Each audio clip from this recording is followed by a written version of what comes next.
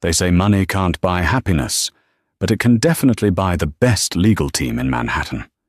Preston Van Doren, a man whose net worth rivals the GDP of a small country, thought he had bought his freedom too.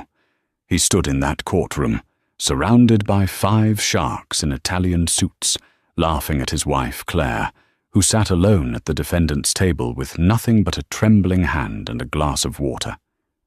He thought she was weak. He thought she was finished. He thought he had already won.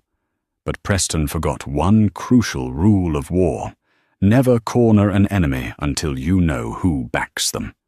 He was about to learn that his wife's simple background was the biggest lie of all, and when those courtroom doors swung open, the silence would be deafening. The air in courtroom 4B of the Southern District of New York smelled of lemon polish and fear, mostly other people's fear. For Preston Van Doren, it smelled like victory. At 42, Preston was the kind of handsome that felt manufactured in a laboratory, jawline by design, teeth capped in blinding ceramic, and eyes the color of a frozen Atlantic wave. He didn't just sit in his chair, he occupied it like a throne. Flanking him were the partners of Sterling, Finch, and Rourke, the most vicious matrimonial law firm on the East Coast. Their billable hours alone cost more than the average American made in a decade. On the other side of the aisle, the scene was pitifully stark. Claire Van Doren sat alone. She wore a simple navy dress off the rack, likely from a department store sale rack 3 seasons ago. Her blonde hair was pulled back in a severe, fraying bun. There were no paralegals whispering in her ear, no stacks of leather-bound binders, no interns passing her notes. Just Claire, her hands folded tightly in her lap, knuckles white. "Mr. Van Doren," Judge Arthur P. Minton rumbled, peering over his spectacles. The judge was a man of procedure, known for his impatience with theatrics. "We are 20 minutes into this session. Does the respondent intend to wait for counsel, or are we witnessing a delay tactic?" Preston chuckled. It was a low, resonant sound that bounced off the mahogany walls. He leaned over to his lead attorney, Harrison Rourke, a man known as the Butcher of Broadway, and whispered loud enough for the stenographer to hear. "She's waiting for a miracle, Harrison. Or maybe she's waiting for a coupon." The legal team snickered. It was a cruel, practiced sound. "Order," Judge Minton said, though he didn't bang the gavel. He looked at Claire with a mixture of pity and annoyance. "Mrs. Van Doren, I will ask you one last time. You refused the court-appointed counsel. You fired the mediator.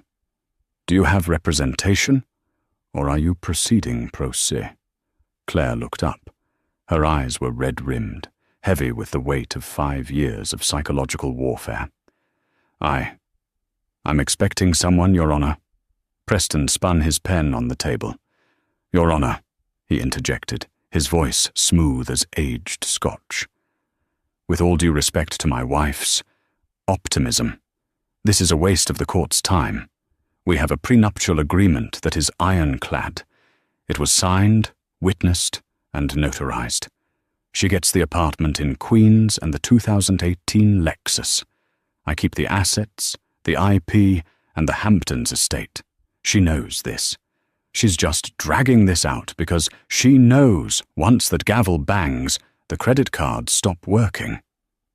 "Mr. Van Doren, speak through your counsel," the judge warned, though he looked at the clock. Harrison Rourke stood up, buttoning his jacket. "Your Honor, my client is frustrated, and rightfully so. Mrs. Van Doren has had 6 months to retain counsel. We are moving for a summary judgment on the validity of the prenup. There is no lawyer coming. There is no strategy here other than obstruction." The courtroom gallery, filled with a handful of reporters hungry for the gossip of the tech titan divorce, murmured. They were scribbling furiously, "Billionaire mocking wife." It was good for headlines, bad for Claire. Claire's voice was barely a whisper. She said she would be here. Preston laughed openly this time.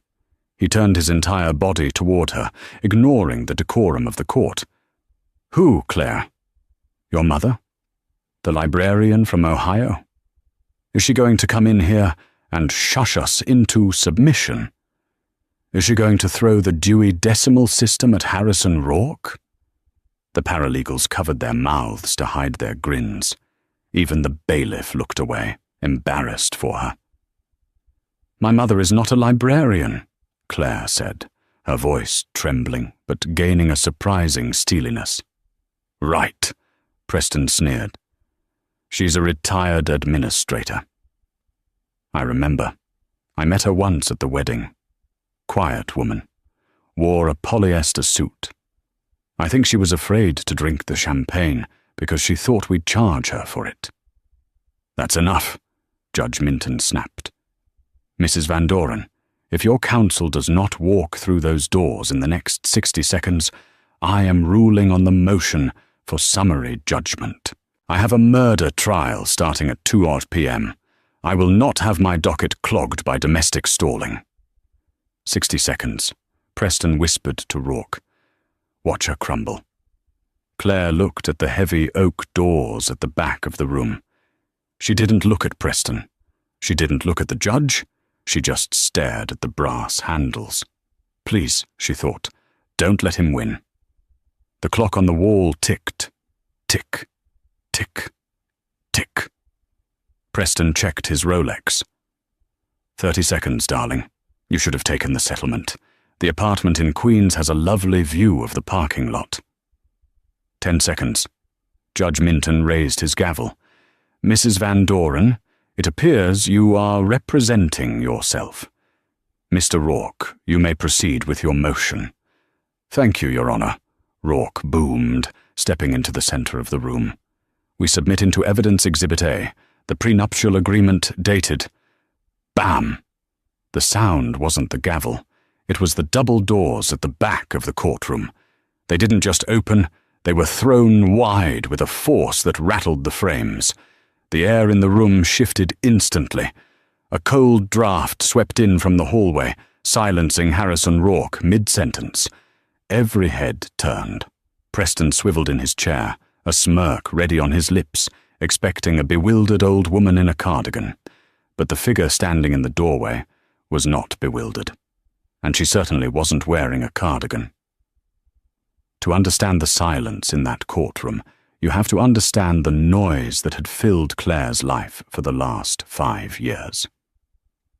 Claire Bennett had met Preston Van Doren at a charity gala in Chicago. She wasn't a socialite. She was working the event as a coordinator for a literacy non-profit.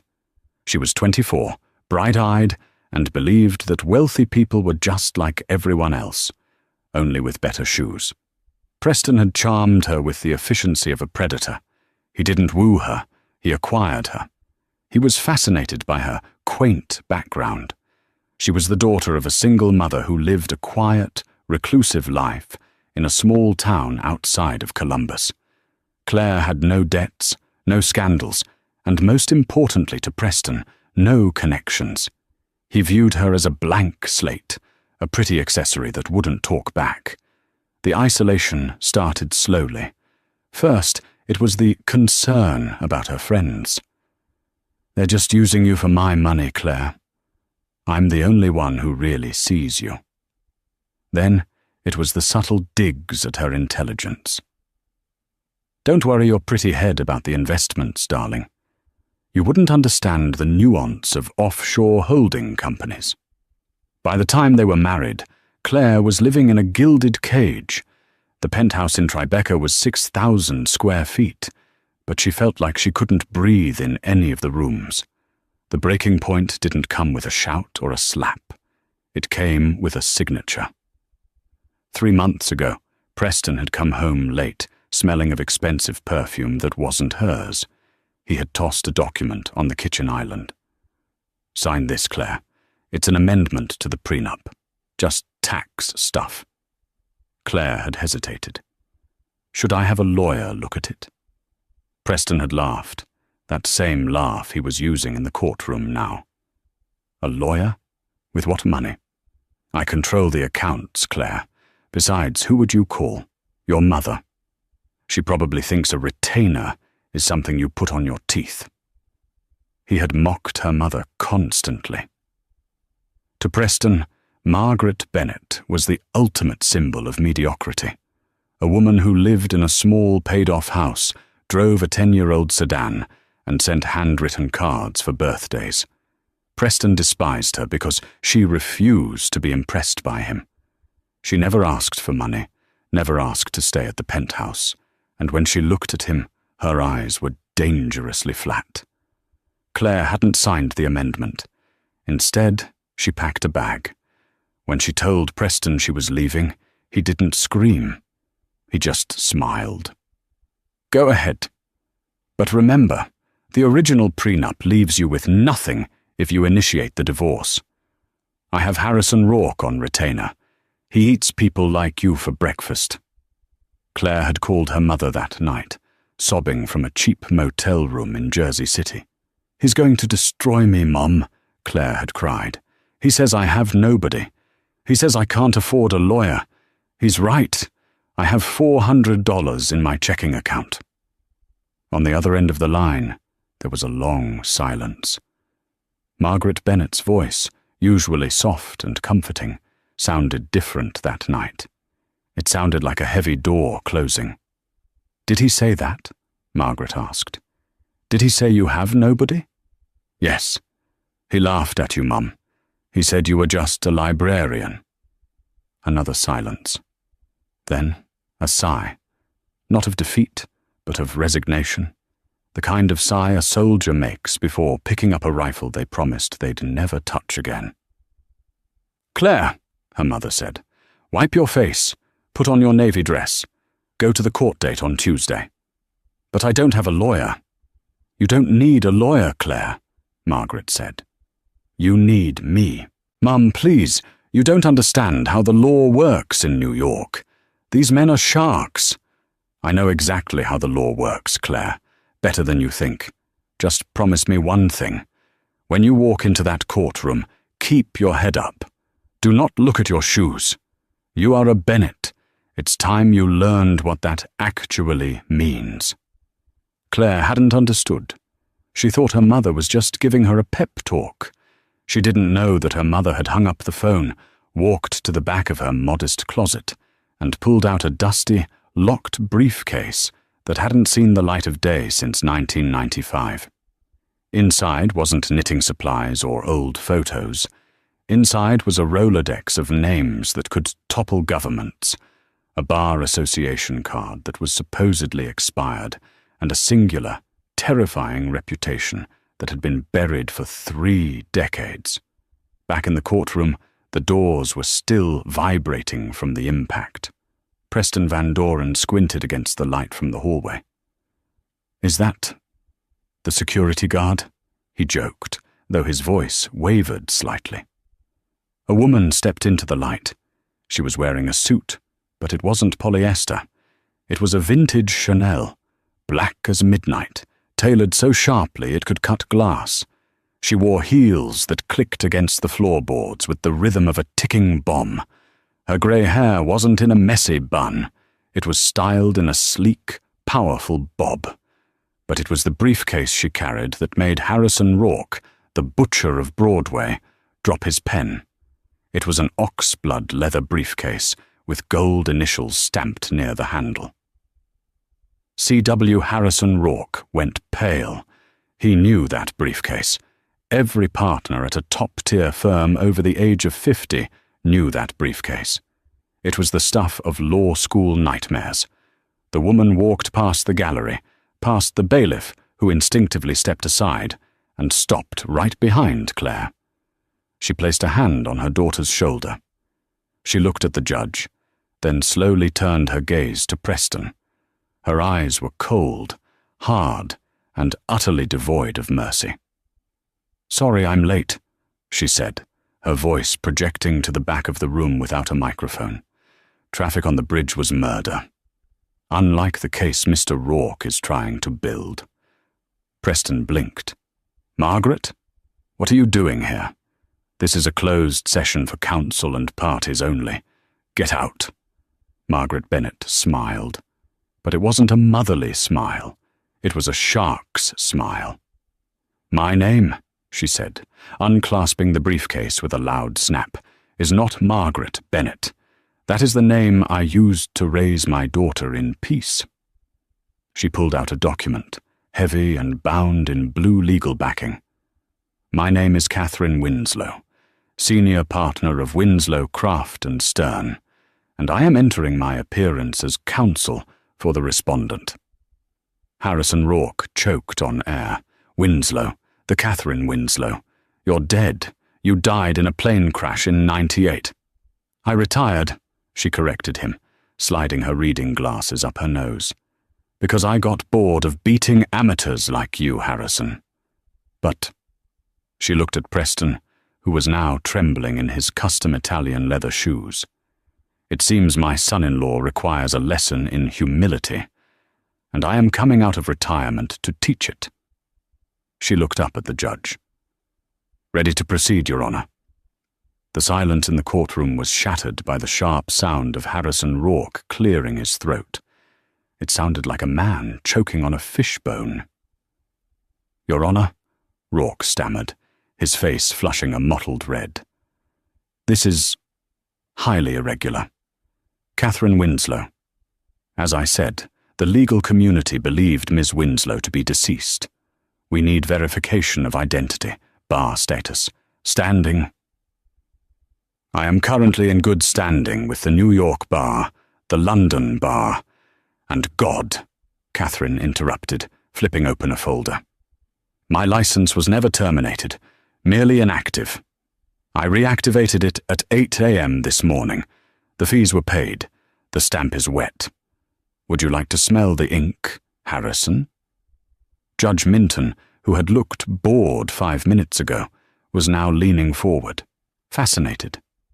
"Mr. Rourke, if this is indeed Miss Winslow, and judging by the fact that you look like you've seen a ghost, I believe it is, then the respondent has counsel. Proceed."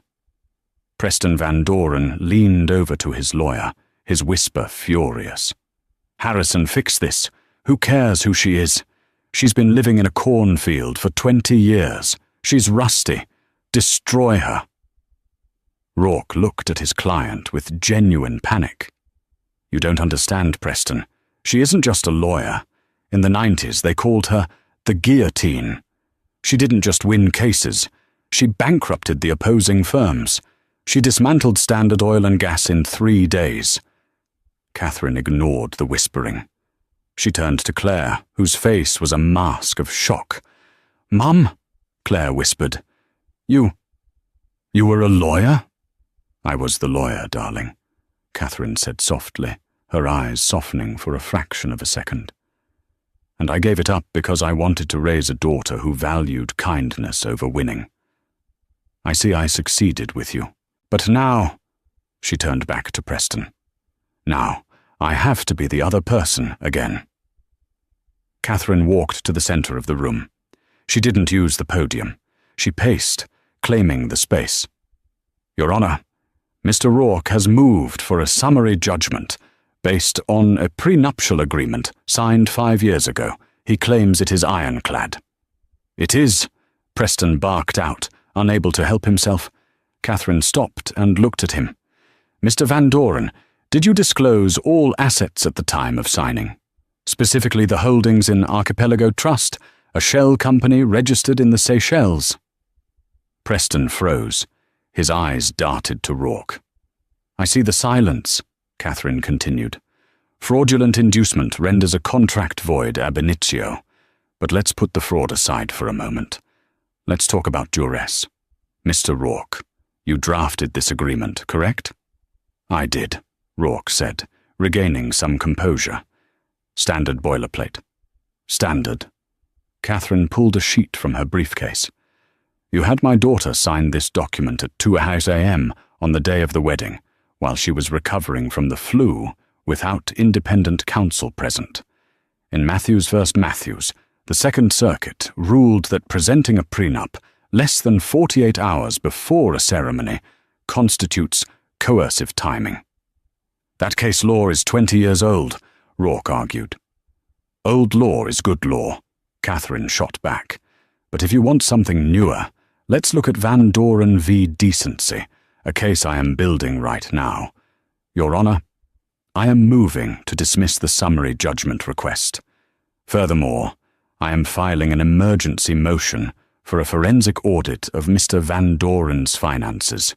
If he wants to stick to the prenup, he needs to prove he didn't lie when he signed it. Objection, Rourke shouted. This is a fishing expedition. No, Harrison, Catherine smiled, and it was terrifying. It's not a fishing expedition. I brought the dynamite. I don't need to fish. Judge Minton hid a smile behind his hand. Motion for summary judgment denied. Motion for forensic audit granted. Mr. Van Doren, you will open your books to Miss Winslow. All of them. Even the ones in the Seychelles. We reconvene in 1 week. The gavel banged. Preston stood up, his face purple. He pointed a finger at Catherine. You think you can just walk in here and scare me? I have billions. I can buy this courthouse. I can bury you in paperwork until you're dead. Catherine snapped her briefcase shut. She walked up to Preston until she was inches from his expensive tie. She was shorter than him, but she loomed like a giant. Preston, she said, her voice dropping to a register that made the hair on Claire's arms stand up. You have money. I have files. I have files on the judges. I have files on the senators you bribe. And I have files on where your money actually comes from. Do not threaten me with paperwork. I invented the paperwork. She took Claire's arm. Come on, Claire. Let's go get lunch. I'm craving a steak. Rare. As they walked out, the reporters outside the doors, who had been tipped off by a mysterious text message sent 10 minutes earlier, swarmed them. The flashbulbs popped like lightning. Miss Winslow! Miss Winslow! Is it true you're back? Are you taking on the Van Doren empire? Catherine paused on the courthouse steps, Claire trembling beside her. Catherine put on sunglasses, shielding her eyes. I'm not taking on the empire, she told the cameras. I'm foreclosing on it. The apartment Catherine took Claire to wasn't the modest house in Ohio. It was a suite at the St. Regis. Mum, Claire said, sitting on the plush velvet sofa, still in her court dress. I don't understand. If you were this titan, why did we live in a 2-bedroom ranch house? Why did we clip coupons?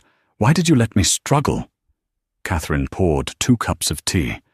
Her hands, which had been steady as stone in the courtroom, were shaking slightly now. She sat down and sighed, the shark persona melting away to reveal the mother. Because the world I lived in, Claire, was toxic. My husband, your father, didn't die of a heart attack like I told you. He was a corporate whistleblower. He was killed because of a case I was working on. After that, I realized that being Catherine Winslow put a target on your back. So I buried her. I became Margaret. I wanted you to be safe. I wanted you to be normal. Claire teared up. But I married a monster. You didn't know, Catherine said fiercely. Monsters don't look like monsters, Claire. They look like Preston Van Doren. They look like princes until they lock the tower door. But you're out now, and I'm going to make sure he never hurts anyone again. The next 3 days were a blur of war room tactics. Catherine turned the hotel suite into a command center. She didn't hire a team. She made 3 phone calls. The first was to a man named Silas in Zurich. The second was to a woman named Viper in the Cayman Islands. The third was to the Department of Justice, specifically to an old friend who was now the Attorney General. On Thursday, the discovery documents from Preston's team arrived. It was a classic document dump. 50 boxes of paper delivered to the hotel room, intended to overwhelm them. Preston's team thought 2 women couldn't possibly sort through 50,000 pages in 48 hours. They were wrong. Catherine didn't read them. She scanned the barcodes on the boxes. "He's sloppy," Catherine muttered, tossing a binder onto the floor. "Harrison Rourke is lazy. He didn't sanitize the metadata." "What do you mean?" Claire asked. She was trying to help, sorting files into piles. "Look at this." Catherine pointed to a redacted bank statement.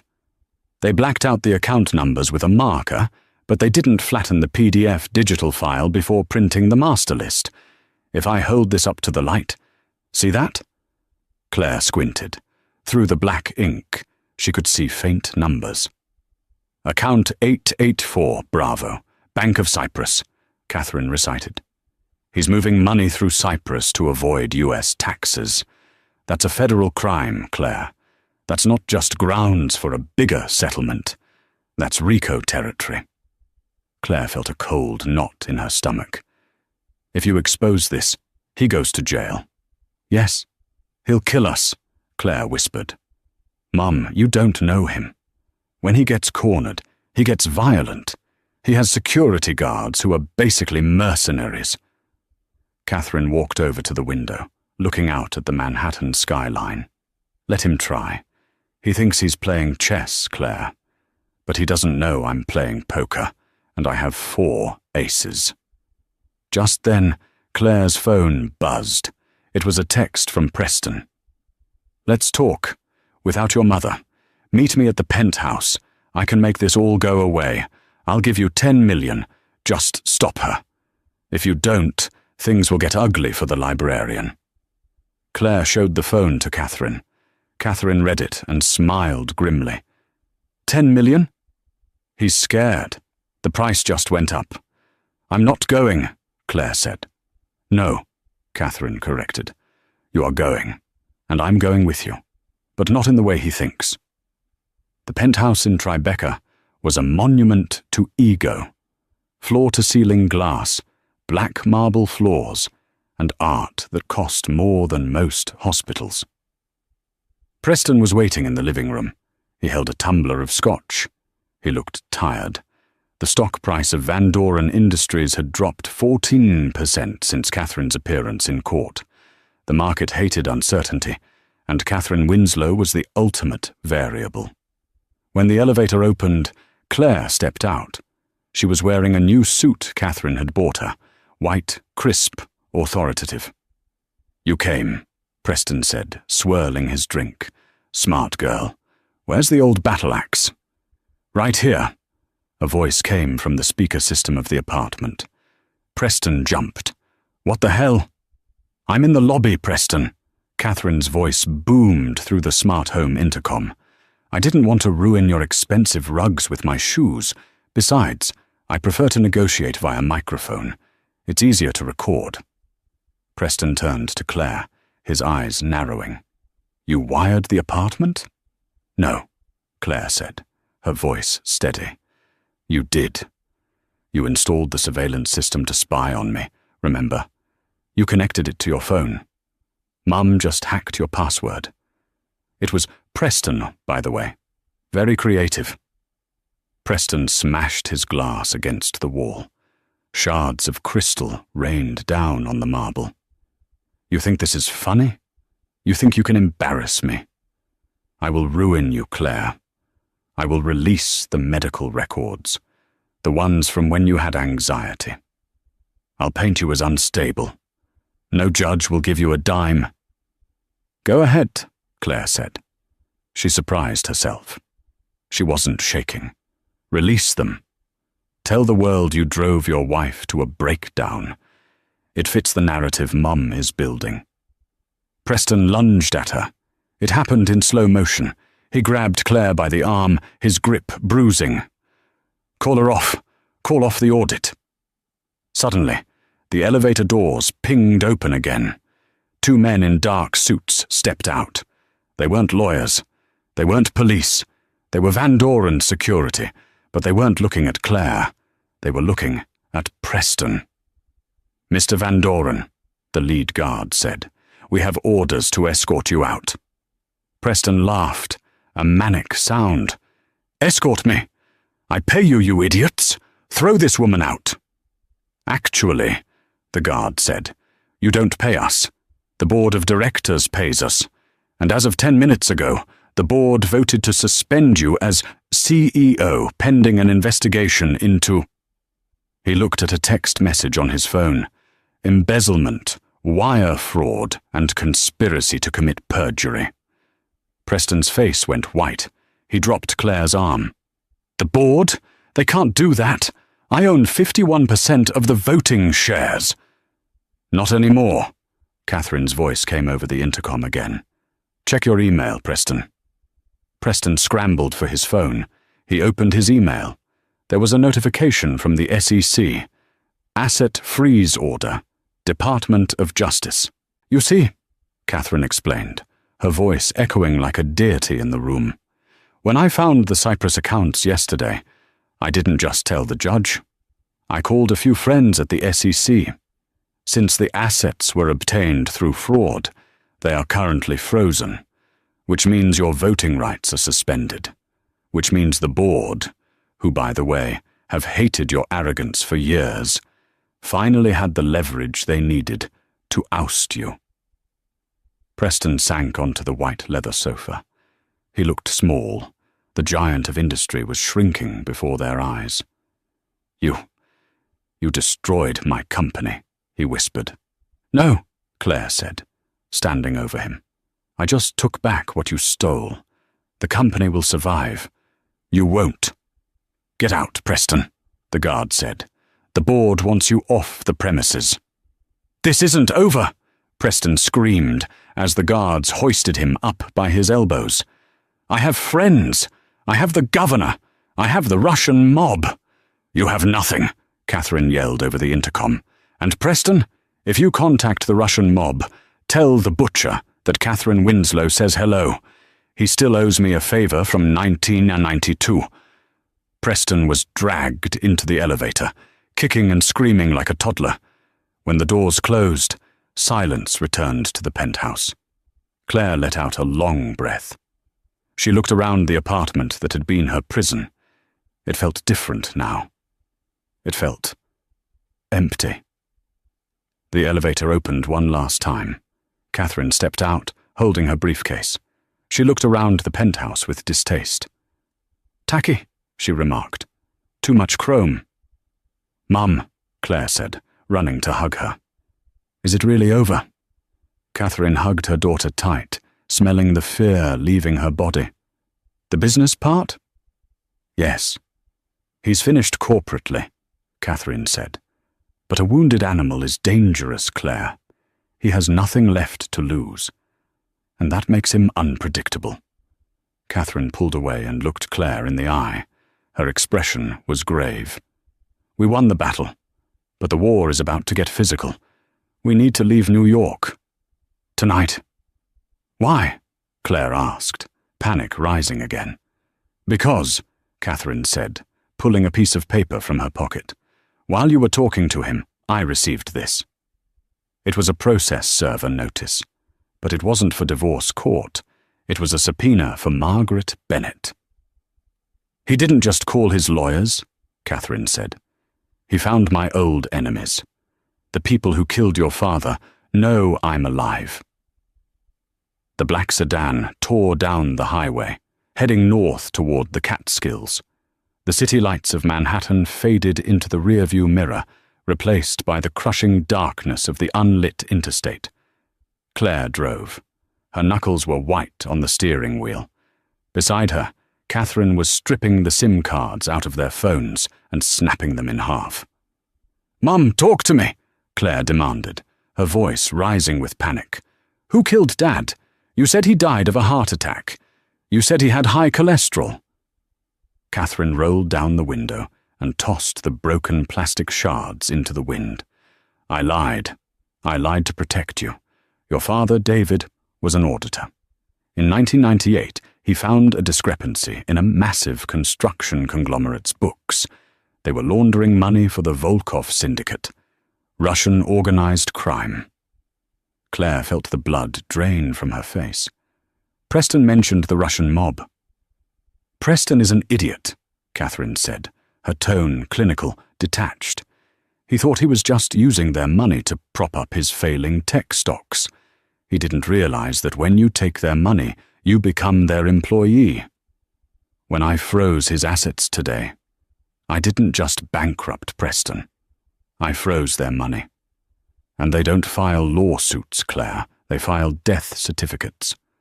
So where are we going? To the one place David prepared for us, a cabin near Woodstock. It's off the grid. No internet, no smart meters. It's a bunker disguised as a vacation home. They drove in silence for 2 hours. The rain turned to sleet, lashing against the windshield. When they finally turned onto the gravel driveway, the cabin looked abandoned. Dust covered the windows. But inside, Catherine moved with familiarity. She flipped a breaker, and the hum of a backup generator shuddered to life. "We stay here until the FBI team I contacted secures the perimeter," Catherine said, pulling a heavy curtain shut. "Agent Miller is flying in from D.C. He's the only one I trust. And if Preston comes?" "Preston won't come alone," Catherine said, checking the lock on the heavy oak door. She was right. 3 hours later, at 2 a.m., the motion sensor lights outside flooded the yard. Claire, who had been dozing on a dusty sofa, jumped up. "Mom!" Catherine was already at the window, peering through a crack in the curtains. 3 SUVs were idling at the edge of the property. Men were getting out. They wore tactical gear. In the lead, looking disheveled and frantic, was Preston Van Doren. He held a flashlight in one hand and a pistol in the other. "He tracked the car," Catherine cursed. "The GPS in the dashboard. I forgot the damn LoJack." "What do we do?" Claire whispered. "There are 6 of them." "We don't run," Catherine said. She walked to the fireplace, reached up into the chimney, and pulled out a loose brick. Behind it was a small, velvet-wrapped package. She unwrapped it to reveal a snub-nosed .38 revolver. "Mum, get in the cellar, Claire. Lock the door from the inside. Do not come out until I say the code word."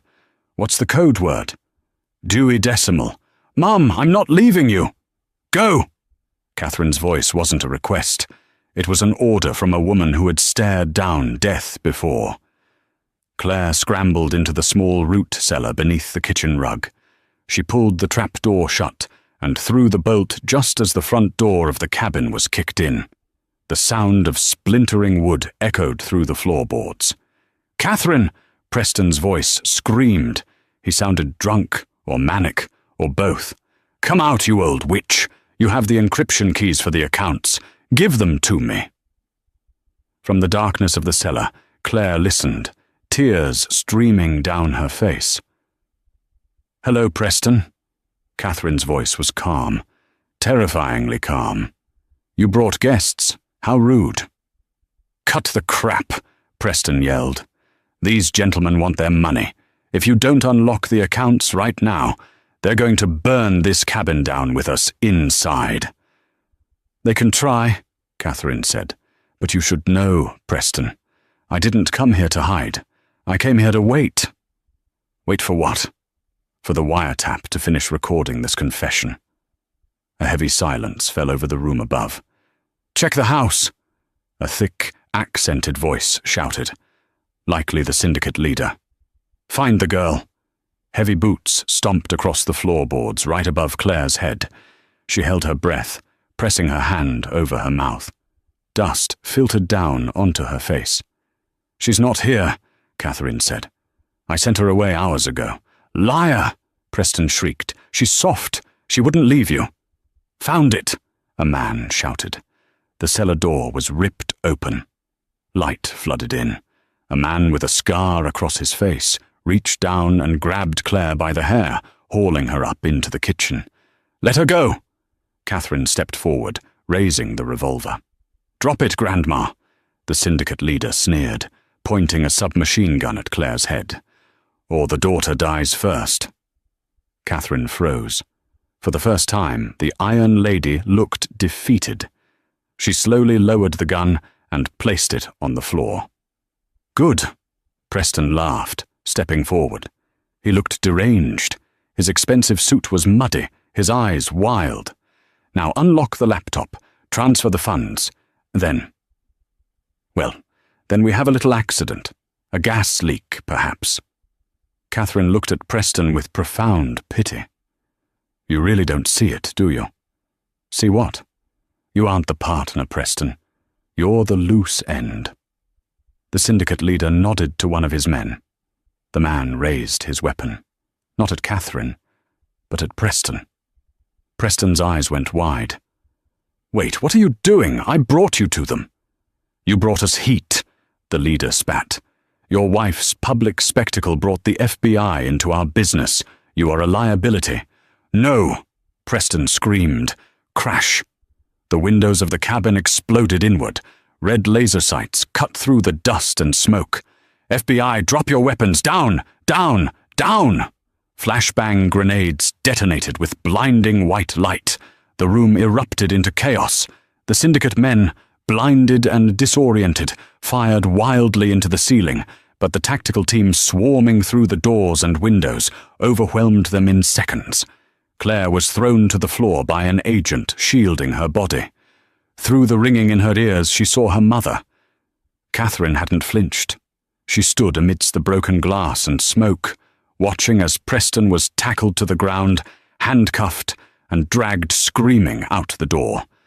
Agent Miller, a grey-haired man in a windbreaker, walked over to Catherine. "You cut it close, Kate," he said. "I needed them all in the same room, Miller," Catherine replied, brushing dust off her Chanel suit. "RICO charges don't stick unless you catch the whole conspiracy together." Claire crawled over to her mother, shaking uncontrollably. Catherine knelt down and wrapped her arms around her. "It's over," Catherine whispered. "The ghost is gone." 6 months later, the cherry blossoms were blooming in Washington Square Park, but inside the Thurgood Marshall United States Courthouse, the atmosphere was as cold as a morgue. This wasn't just a sentencing hearing. It had become the cultural event of the year. The fall of Preston Van Doren was no longer just a business story. It was a morality play broadcast on every major network. The tech titan who had sneered at his wife's poverty was now facing the full weight of the United States government. The courtroom was packed to capacity. A lottery system had been instituted for the public gallery seats. In the front row, Claire Van Doren sat with a posture that would have made a ballerina envious. The nervous, fraying woman in the navy dress was gone.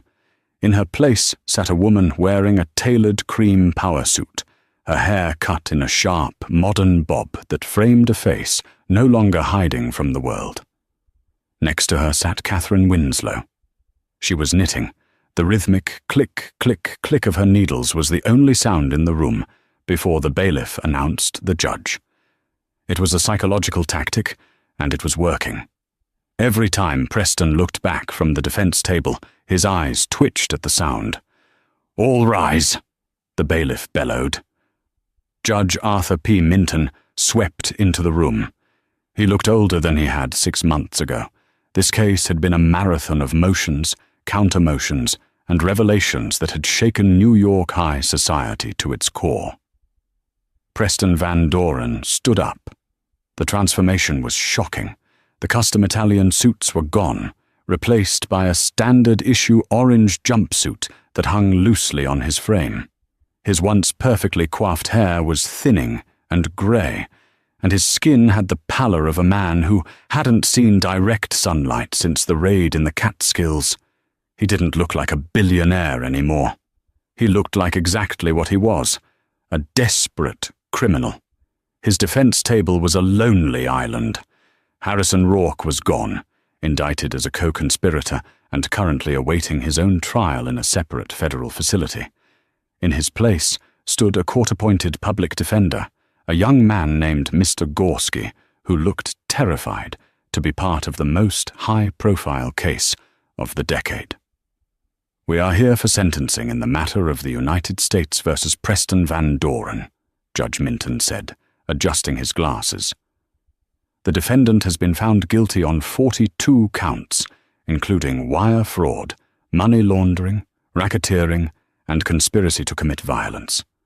Mr. Gorski, do you have a statement before I pass sentence? Mr. Gorski cleared his throat, shuffling his papers. Your Honor, my client acknowledges mistakes were made. However, we ask the court to consider that Mr. Van Doren was under immense pressure from the Volkov syndicate. He was a victim of extortion, not a willing participant. He built a company that employed thousands. We ask for leniency. We ask for the minimum mandatory sentence. Preston nodded vigorously, looking at the jury box, which was now empty, trying to appeal to the judge's humanity. Judge Minton peered over his spectacles. Is that all? Yes, Your Honor. Does the prosecution wish to speak? The Assistant U.S. Attorney stood up, but before she could speak, she gestured to the gallery.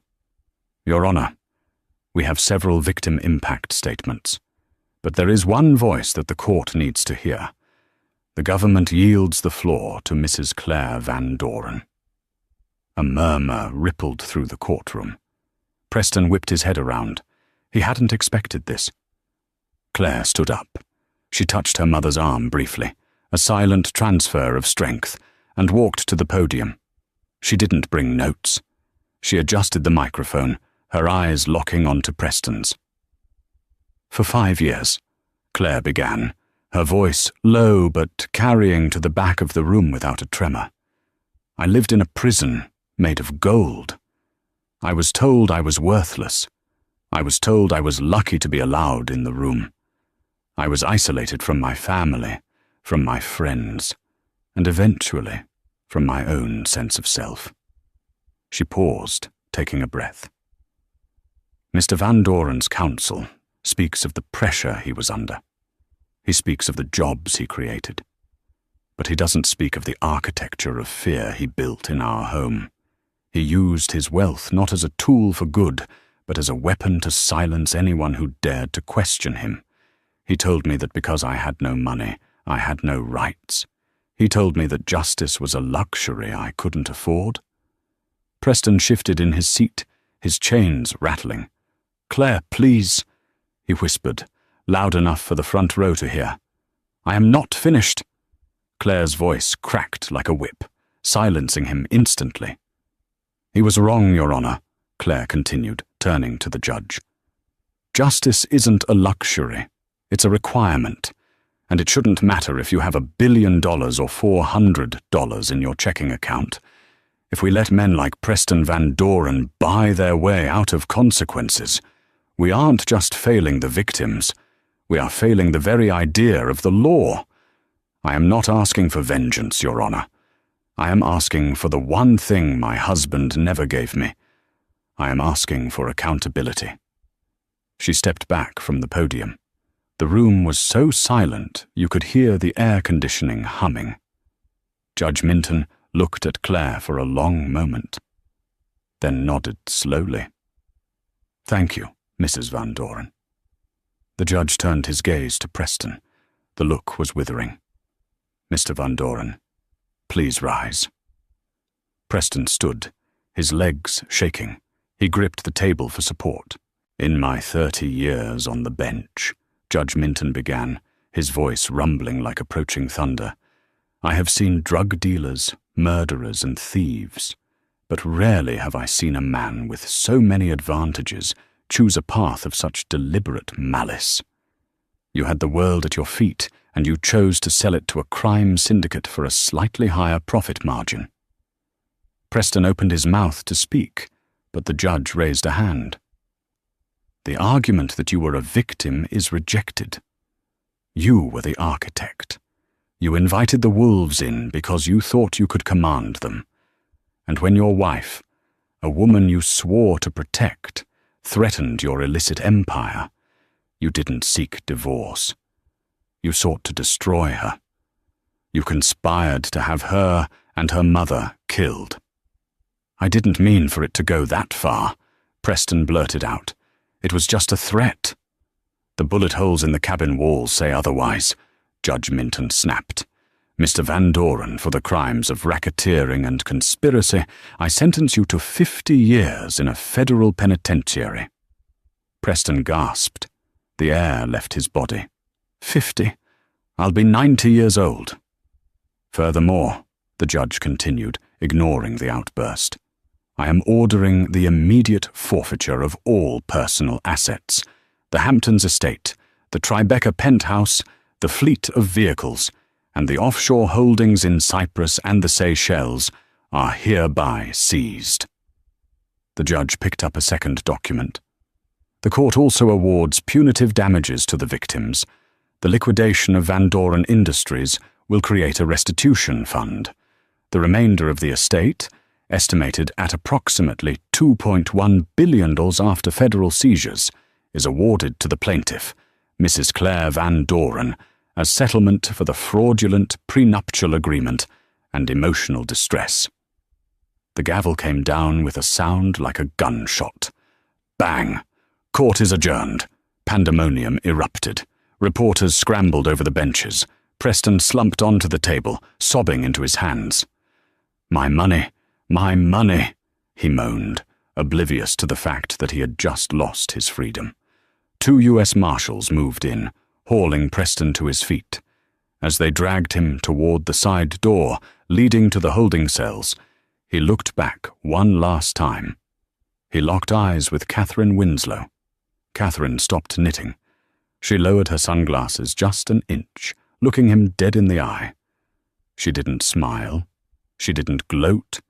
She just offered him a small, polite nod, the kind you give to a waiter who has just cleared a dirty plate. The door slammed shut, and Preston Van Doren was gone. An hour later, the steps of the courthouse were a sea of microphones. Every major news outlet was there: CNN, BBC, Fox, MSNBC. When Claire and Catherine emerged, the flashbulbs were blinding. Security guards had to hold back the throng. "Claire! Claire! How does it feel to be the wealthiest woman in New York?" a reporter from the Times shouted. Claire stepped up to the bank of microphones. She looked out at the city, a city that had once terrified her. "I am not the wealthiest woman in New York," Claire said into the microphones, "because the money isn't mine." A hush fell over the crowd. "I am announcing today the formation of the Bennett Winslow Legal Defense Fund," Claire declared. 90% of the assets seized from Preston Van Doren will be placed into a blind trust. Its sole purpose is to provide top-tier legal representation to victims of domestic and financial abuse who cannot afford to fight back. We are going to hire the best lawyers in the country, and we are going to offer their services for free. The crowd gasped. "No woman," Claire said, her voice catching slightly before strengthening, "should ever have to sit alone in a courtroom while a man laughs at her because she can't afford a lawyer. That ends today." "And the remaining 10%?" another reporter asked. "What about you?" Claire turned to look at her mother. Catherine was standing a few feet back, holding the battered oxblood briefcase that had started it all. She looked content. For the first time in 20 years, she didn't look like she was checking the exits for threats. "The remaining 10%, Claire smiled, will be used to fund a very long, very overdue retirement for my senior counsel." Catherine stepped forward, deadpan as ever. "I'm thinking of taking up a hobby," she told the press. "Maybe gardening. Or perhaps I'll write a book on how to dismantle a conglomerate in 3 days. I haven't decided." Laughter rippled through the press corps. "Ms. Winslow," a reporter yelled, "is the guillotine really retired?" Catherine adjusted her Chanel jacket. She looked at the reporter, then at Claire. "The guillotine is retired," Catherine said softly. "But my daughter, she's just getting started. And let me tell you, She's much scarier than I ever was." With that, Catherine took Claire's arm. "Come on," Catherine whispered, turning them away from the cameras. "The show is over, and I am still craving that steak. Rare, and maybe a bottle of that Bordeaux Preston was saving for his 50th birthday. I believe the marshals let me keep a few souvenirs." "You stole his wine?" Claire laughed, the sound light and free. "I liquidated an asset," Catherine corrected with a wink. They walked down the steps and into the bustling city. The black sedan waiting for them wasn't fleeing into the night this time. It was taking them to lunch. Preston Van Doren had been right about one thing. Money was power. But he had been wrong about where that power came from. It didn't come from hoarding it. It came from knowing exactly when to drop the hammer. Preston Van Doren spent his life thinking that the person with the most expensive suit in the room was the most powerful. He never realized that the true power in that courtroom wasn't his money.